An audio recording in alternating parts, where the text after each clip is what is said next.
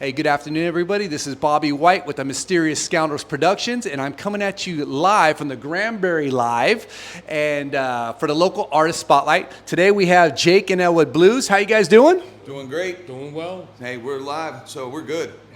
Awesome. So we know you're going to put on a great show tonight, but I wanted to know, this is the 45th year of the movie, right? It is. And I seen the movie 5 times. Oh, those are rookie numbers. You got to bump those up. In 1980. We don't call it a movie, we call it a documentary. Documentary, you are correct. So yes, my grandfather, he did Southside Chicago, that's what I was born, Southside Chicago, and I was there, and that was my grandfather's favorite movie, and he goes, hey kid, you want to go to the movie? Sure, we're going to go see it. We went to the Blues Brothers. Good man. The next day, want to go to a movie? Yeah, sure. Blues Brothers. So we took a trip, and being my family's from Chicago, we took it, and we saw the bridge that jumped and everything else, so it was great. So, Elwood, what got you into the Blues Brothers? So actually, I was working for Mickey Gilley in Branson, Missouri, and I'd always been a Blues Brothers fan. And I told him, I said, one day I'm going to be in entertainment. And I got an opportunity to work for Legends in Concert in Las Vegas. And went and auditioned, and 4 days later, I was on the stage. And I did it for 25 years with Legends. And I decided, I need to give it a rest. I've been doing this a long, long time. I moved down to Dallas because, a lot of production down here, a lot of great bands, a lot of great venues. And I was sleeping one night in my bed, and my wife awoke me, and she goes, hey, my buddy Paul needs an Elwood. And I was like, I'm done with that. So I went and met Paul. When I first met him, he had the Bluesmobile. He had been a longtime Blues Brothers fan. He had been working with a couple different Blues Brothers venues. He had the Bluesmobile in Chicago for the World Series. And so I was like, all right, I'm going to go meet him. When I met him, I had a beard this long, and I walked up, and Paul, what was your first impression of that? I thought she was lying. But then he looked me up online and saw the seasoned, act that we had and how long I'd been doing it. And after me and Paul met, we did some small stuff. And I told him, I was like, give it a couple years, and and now it's been 6 years? 8 years. 8 years.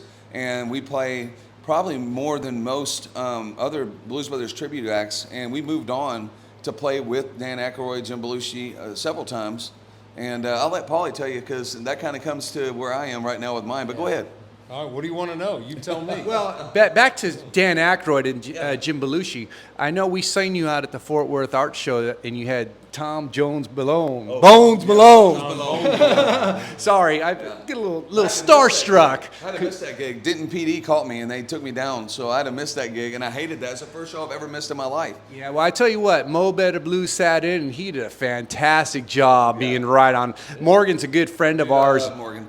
I got to tell you, Morgan's one of my favorite people in the world, and he is. I'm a serviceable harmonica player. I know what I need to do to get by, and Morgan is a stellar harmonica player. I mean, he's so good, and he's one of the sweetest people. This is my Morgan impersonation. Hey, man, I'm so happy. I love you. I just wanted to be there for you. That's my Morgan. Love you, Morgan. Yeah, Morgan is the sweetest guy, and his wife Yoshi. And so, anyways, Paul, how did you get involved with the Blues Brothers? I started I'm a booking agent and a DJ by trade. So Mysterious Scoundrels looking for a booking agent. I am a corporate booking agent and talent buyer. And in 2007, when House of Blues opened, I became the in-house buyer for their corporate events. And I was managing another Blues Brothers band at the time. And House of Blues was like, we need a car. And that just gave me the excuse to build the car. And I'm a marketing freak. I love to market stuff. So I made sure that my car was going to be the #1 car in the United States. It's on Wikipedia. It's been driven at the World Series. So I was just a guy with a car. Had no intention to do this. Had no, there was nothing to it. Right. That's a lie. No, that's the truth. I really had no intention to be a singer. I was a glorified karaoke singer. You didn't know until you stepped on that stage that he wanted to be on that House stage. House of Blues was like, we need a new Jake and Elwood if you want your car booked here, so why don't you do it? And I said, because I'm bald with a goatee and I look like Rick from Pawn Stars. I was good. You do. I did. And he was like, well, you should do it. I go, well, if I can find an Elwood. And I put an ad out, and 2 hours later, My wife. His wife sends me a picture of him sleeping and says, "This is him With the beard? with the beard." Oh yeah, I look like Rip from Yellowstone. It was, So that's how we started. Our first set of gigs was literally doing track shows at Love Field for $100 each. actually, the first time we ever performed together, Oh, we was went at a to bar. we went to Time Machine over in Sherlock's. Addison, Sherlock's in Addison, and I just told Earl, I was like the guy that owns Time Machine. I said, "Hey, put in Soul Man. We're gonna just walk through the crowd, and we're just gonna come up We and had do a Soul camera Man." guy with big bright And lights on us. It was so packed in there, and we got up there and walked on stage, and we started Soul Man, and that place went nuts.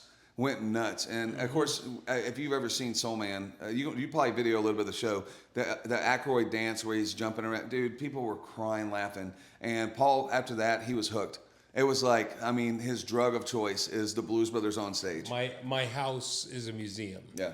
And because I'm a marketing freak, I wanted to be the #1 tribute, not just in Texas, but in the country. And he goes above and beyond to do that. So I started networking with Belushi and Aykroyd's management, and Jim Belushi knows us by first name basis. Dan knows who we are. They did a show with us in Stillwater, Oklahoma, and they came up and we did the show together. And then we were in San Antonio, Texas together, and we were talking, and they were like, I was like, "Why don't y'all drive the Bluesmobile?" Or Paul, you might have said, I don't know. And they were like, "Can we do that?" And Paul was like, "You're Dan Aykroyd. You can do whatever you want to do." Yeah. You know, and so that we They took drove our car. we took the car down there. I pulled it in, and Aykroyd walks up, and I hand the keys, and he goes, "I won't put another scratch on it." And he got in, cranked the car up, and then Paul left a script in there from the movie, an original script from the movie, and Dan Aykroyd signed it. Oh, cool. Left But it in the car. I've gone beyond. I've gone not only Aykroyd, Belushi, but I know John Landis by first name basis. I've met Lou Marini 5 times, talked to Murphy Dunn on the phone. I pretty much connected with everybody but Paul Schaefer. That's And my partner before Paul, actually, because I had another Jake before I met Paul, Bucky, he sings with the Righteous Brothers now. He's Bill Medley's new partner. And so that's, Bill Medley's new Bobby Hatfield. And so he met Paul Schaefer, and they did a show together. So I'm like, well, it's kind of still in the family. So it kind of comes full circle. so for me. Out of everything I've done in 2022 to get on stage, and to the right of me is 2 people over is him. To the right of me is Jim Belushi. To the left of me is Dan Aykroyd, and I'm singing a verse of Soul Man next to the real Elwood and John Belushi's brother. My head exploded. No pressure there at all. The wildest story about that whole thing was that Jim flew here and forgot his Blues Brothers suit. Hat, coat, Everything. everything. So his manager calls me and goes, "Hey, do you have another suit on your bus?" I said, "I got 5 suits." And he goes, "We're going to need to take all the clothes." He's an overachiever. He always over-prepares. And I am. So he brings, they send his nephew over, and he's wearing all my clothes. And he gave him the brand new hat that he just I bought. never even wore it. And he says to me after performing, he goes, "I'm going to need to keep your clothes for about 2 weeks. I don't have time to go to the store." He had other shows in Oklahoma, and so he just hijacked Paul's clothes. So have you washed them since you got them back? So 2 weeks later, I got 3 boxes on my doorstep from Vegas. That's where the last place he was at. Box 1 had the hat, the glasses, and a bunch of signed stuff that he threw in the box. Mm-hmm. Box 2 was my suit, wadded up in a ball, Sweaty. in a bag with a note that just said "sorry" with a J. And then box 3 was, let's just say Let's not go there. Let's just say they were really. Yeah, we know how these guys are. It's so something. It's Something that Jim has on a TV show. We'll just leave that alone. Yeah. So I got the 3 boxes. I took the suit. I had it dry cleaned, and then I took it over to a frame shop, and I actually had the entire suit shadow boxed with the 2 microphones that they signed, brand new Green Bullet Shure mics Harmonica microphones. that nobody's ever played before or since. Except They're all for me. in a shadow box, and it's hanging on the wall in my house. And I showed the picture the year later. We ran into them, and I showed the picture. We'll email you the picture, so if you do the video, you can flash it up there. Because ironically enough, after we got done, it's one of the best pictures Oh yeah. you could ever And want. Jim said to me, he goes, "Boy, you put it on the wall as if I was dead." I go, "Well, actually, it was my suit before it was yours." Yeah. So it's really, I'm looking at my own clothes. He said Aykroyd told me on stage. Aykroyd went to go play the song, and we were doing Born in Chicago in a different key than he did. So he had a couple harps in his pocket, and he grabbed the wrong one, and he went to play it. And I go, it's A. And so I grabbed my A harp to give to him just in case, even though he probably didn't want to share spit with me. But I just did, there was a bunch of people out there, and so I just held onto that harp, and he grabbed the right one. And so we went to go do the next song, and I just had that harp in my hand, and I thought, that's the right one, because you change keys for every song and harp. And I go, whoo, and I hit it, and I hear Belushi out of the corner. He goes, wrong key, brother. And dude, Paul freaking lost it. And I turned around and picked it back up and played. In the 8 years we've been doing it, I don't know any other tribute, and I've heard this from other tributes around the country, that have gotten to play with Dan and Jim multiple times. Yeah. And being on a first-name basis with Lou Marini and Steve Cropper and Tom Malone, and going to dinner with these guys. I'm a fan.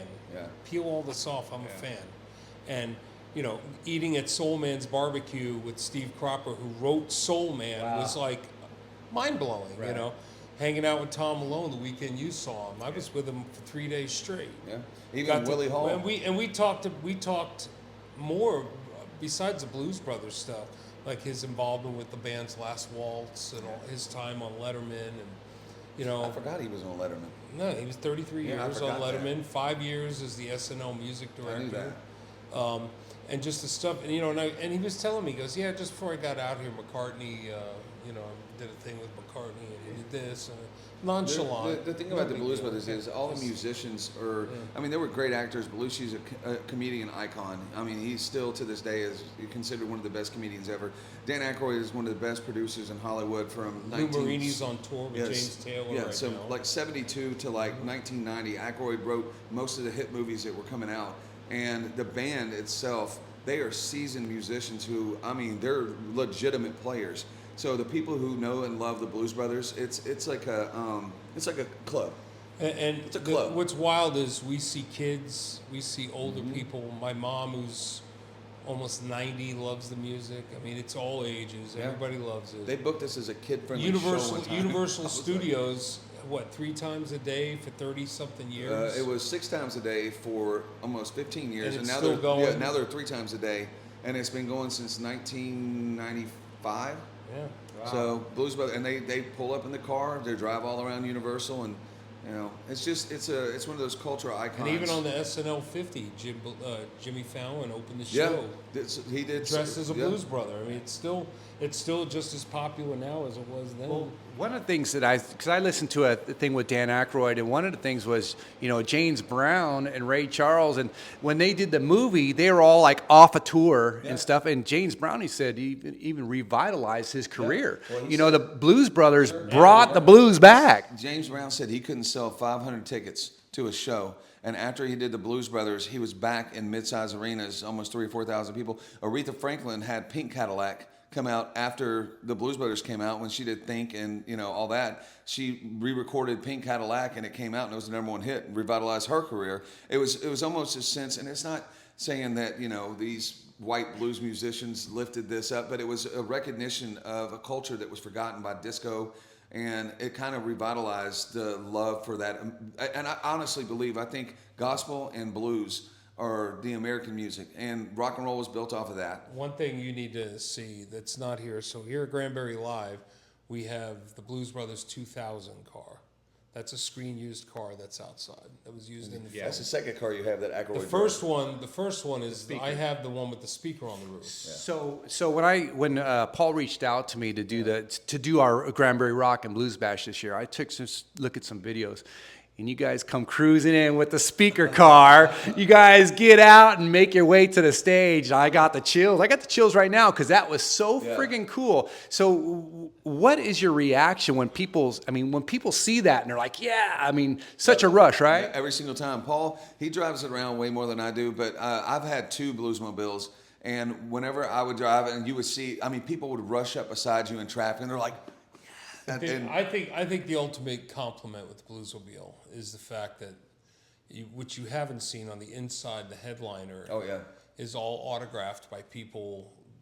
Jimmy Vaughn's been in the car, Buddy Guy, lot of blues Aretha. legends, They all yeah. signed it. They all signed the roof. We love Buddy Guy. Yeah, Bli- love Buddy Guy. Bill Morganfield is Muddy Waters' son. He's been in the car. I've had Aretha take a picture next to the car before she passed. I could take the car anywhere. It's like and a then I museum. take The it car's- to a the car- Comic-Con. His and car's then a museum. I It really then I is. take it to a Comic-Con, and then I had Judge Reinhold come out. He stopped Lord. his line, wanted to take a picture with it. Barry Bostwick. I got to see the car. Everybody wants to go out and see the car. I can tell you, when the car's driving around town, the recognition of the car is like an affirmation for us that people recognize and do care, and they still remember the Blues Brothers and the excitement. I've been pulled over by a Denton County officer before to get a photo by the car of him sitting in it. I mean, this happened several times. I got pulled over in McKinney after I got the sound system put in it, and I was making a right turn. And I got pulled. Brothers, tonight at the dinner. Well, I didn't. I had the stereo It's put ladies' in night. the car, so I wasn't playing music outside. And I got pulled over by a McKinney police officer who was all of 25. And No idea. his reaction to me was, "You can't drive that car on this street." And he called for backup. Well, when you see the Bluesmobile on the side of the road with 2 units, traffic stops, and they didn't know why people were Great for stopping business. and Great for business. shooting TikTok videos of why I'm on the side of the road. And then the sergeant shows up, and he's like in his late 50s. He goes, "Dude, is this the Bluesmobile?" I go, "Yeah." He goes, "You can go. What are they stopping you for?" I go, "I don't know." Impersonating a law enforcement official. So, Funny. Well, so one more thing to touch on. You're talking about kids love them and grandparents love them. Who's the kid? Who is Buster Blues? All right, so this is Brooks, and our actually when we formed the band, we've had a couple of different musicians where we settled on the ones that were really with us. And Barry Hicks, the gentleman Barry Hicks, he had a grandson Brooks, and man, he's a drummer. And this little kid came up, and he looks 9, 10 years old. And Paul's like, Jake said he's gonna sit in with us, and I was like, oh, okay.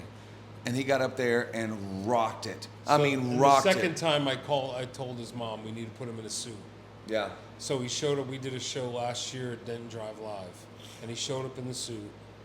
And literally, there was a line of teenage girls wanting to. Not only that, grandmothers wanted to pinch his cheeks. Yeah, everybody wanted a picture with him, and we had part of our merch. We had a shirt designed with the two of us with the kid. It's our #1 selling shirt. Yeah. You want to mess with the kid? But here's even better. Last Wednesday, we had a show in Houston, and our regular drummer and our backup drummer were both booked.